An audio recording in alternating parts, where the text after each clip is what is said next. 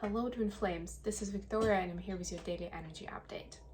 This is going to be a classic read. We'll take a look at the energies of divine feminine and divine masculine collective, their general energy, what is happening in one specific area. We'll get what it is through the reading with the help of tarot, and at the end we'll see how the twins are feeling towards each other at this time. Okay, actually I'm hearing a correction to that question. We'll see how the twins are seeing the connection at this time. A little bit different, right?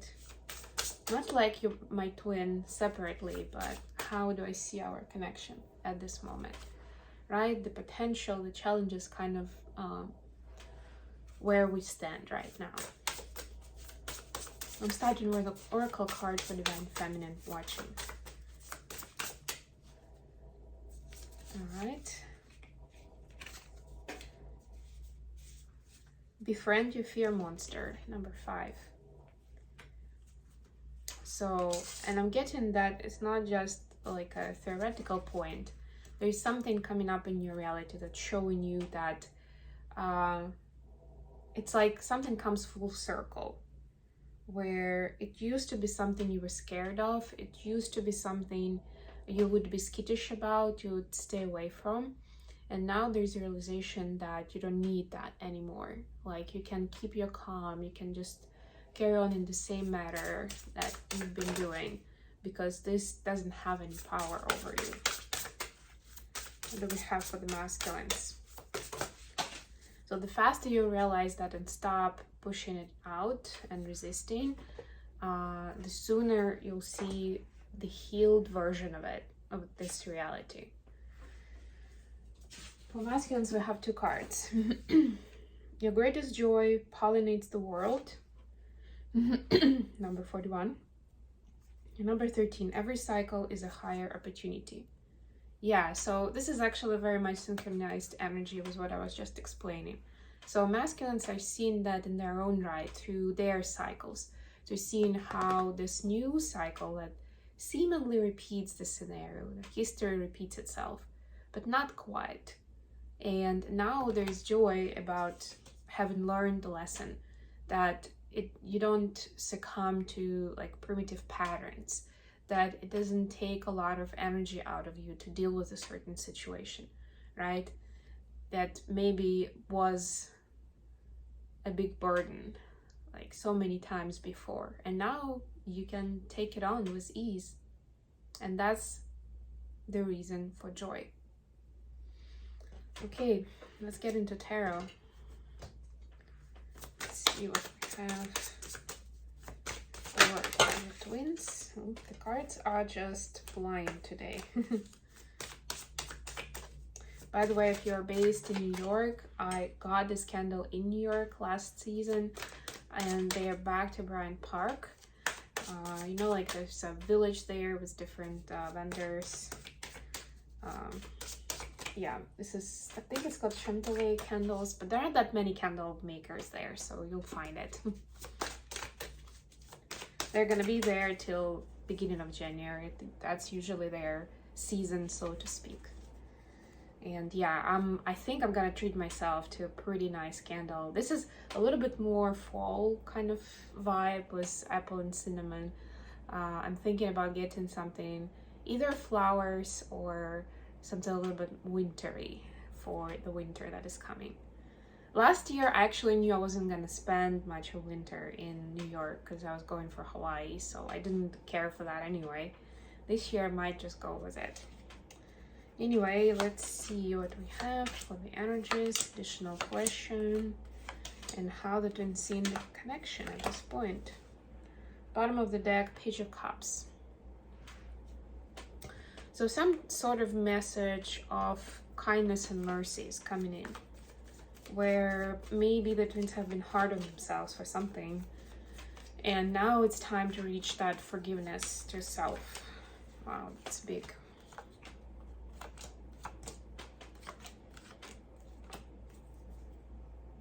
For once, bottom of the deck, there you go, and that's when union can come in.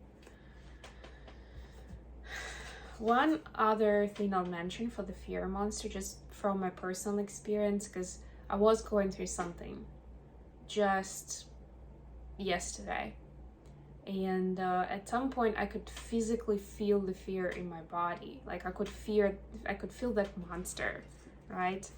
But that's the beauty of it. When you take that awareness, when it's conscious in your space, then you can do something about it, right? It doesn't control you. You can kind of bring yourself back to peace. You understand what is happening, you respect that, you're kind to yourself, and you can work through it with kindness, which is key. And that's how you befriend your fear monster. Feminines, your energy. Three of Swords clarified by Five of Cups in reverse. Yeah, so heartache and fear monsters go hand in hand. They also go hand in hand with Five of Cups upright, which is about regret, about loss, about remorse, right? So now this is being turned around. So the feminine is seeing that they're not responsible for that heartache. It's not like they called it on to themselves. You know, like a lot of times they're being told, especially by toxic people, that we deserve what we got, or we called it, right? Like, you know, we made it happen, we attracted it, etc., etc., right? Like this is seeing that whatever that heartache was, whatever happened, it wasn't feminine that attracted it onto themselves. It was part of an important lesson, right? So maybe from that perspective, but it's not something that feminines could say that, well, I caused it to happen, so it's all on me. No, it's not. And if you still feel that way, the cards are telling you, stop doing that. It's time for that forgiveness. It's time to befriend your fear monster. For masculines, we have Death, clarified by Knight of Swords. Oof. So masculines have been running from this ego death experience for a long time, right? They were literally running. They even got a vehicle that they can use to run faster, to have more success in running, right? It's like that part of runner chaser dynamic, right? And now it's like the wake up call is there, right? And there's nowhere to hide. There's nowhere to run anymore. The Death, and we are in Scorpio season as we speak, and Death is Scorpio energy, right? Because it's more than anything transformation of the belief system, of the mindset. And the masculines are really feeling that coming for them. You know, like when that, like all those fairy tales and fables and folklore about death, like being a literal person in a hood, like following you, like when it's your time, death will be around and people would notice the death, right? And then there would be stories of how they would try to run from that death, but death still gets them. There were a few exceptions in those fairy tales and fables, but for the most part, that's the storyline, right? And that's the point where DMs are right now. Death is at their doorstep, and there's nowhere to go. Like, it's like, okay, it's time. You had your grace period, but now it's time to face the music. It's time for change. All times are over. Additional question for today. Have Magician clarified by Seven of Cups. How to make a divinely guided choice when there's so much going on, or you have several options in terms of people or opportunities. How do we make a choice that's to our benefit and to the benefit of the global collective that we are supposed to serve? For feminines, we have Four of Coins clarified by Eight of Wands, right? So listen to the divine guidance, but be mindful of your reality, right? Take care of yourself. You need to be in this deck. I take for Pentacles actually as a positive card, being industrious, entrepreneurial, right? Like knowing what you need for yourself and making sure you have those resources before you're ready to give to others, so you're ready to kind of trade, do business out of it, right? Like this is like satisfying your needs.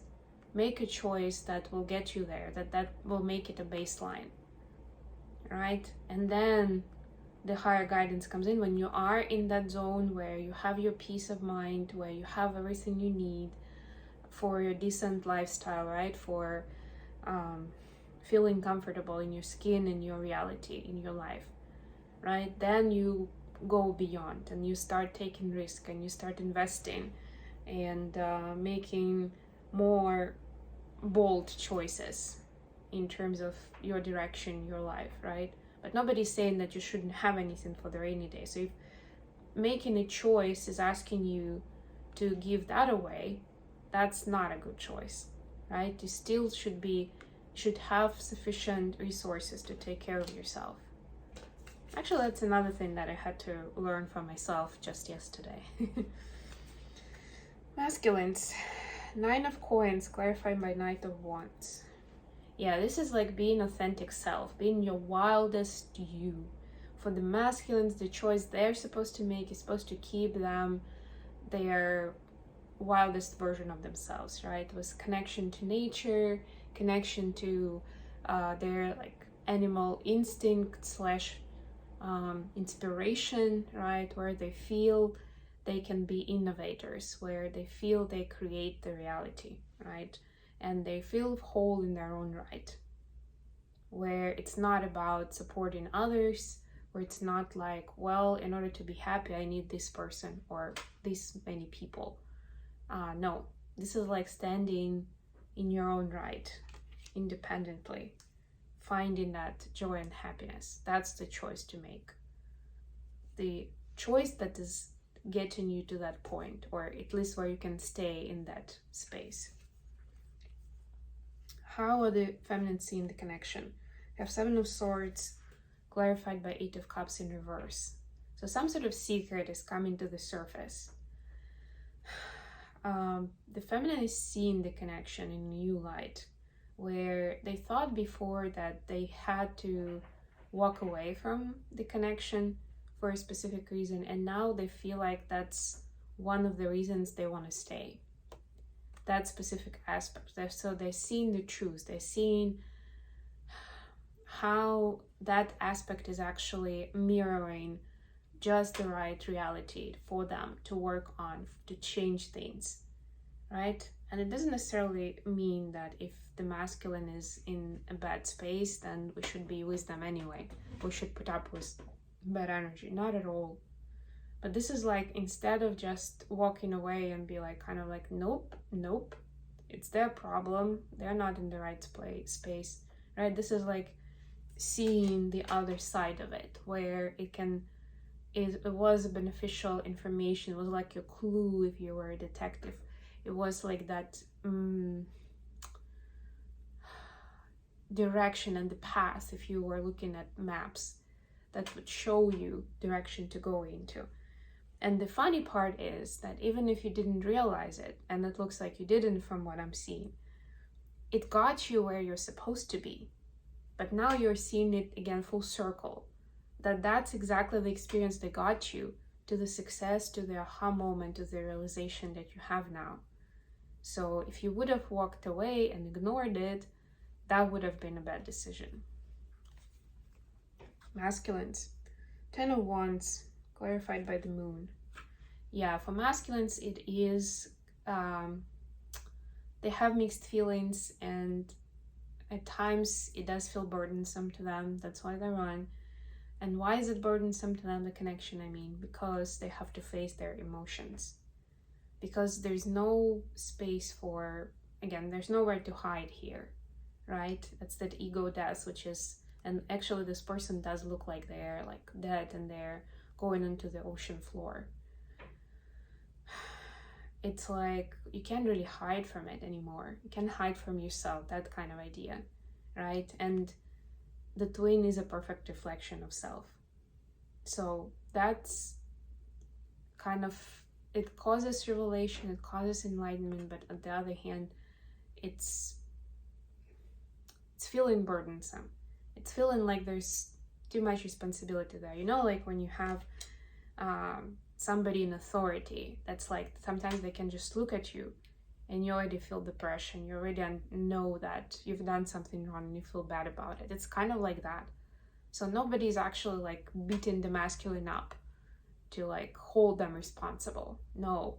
But it's even harder when it happens on the emotional level, on the mental level, when they just can't escape it, physically or otherwise.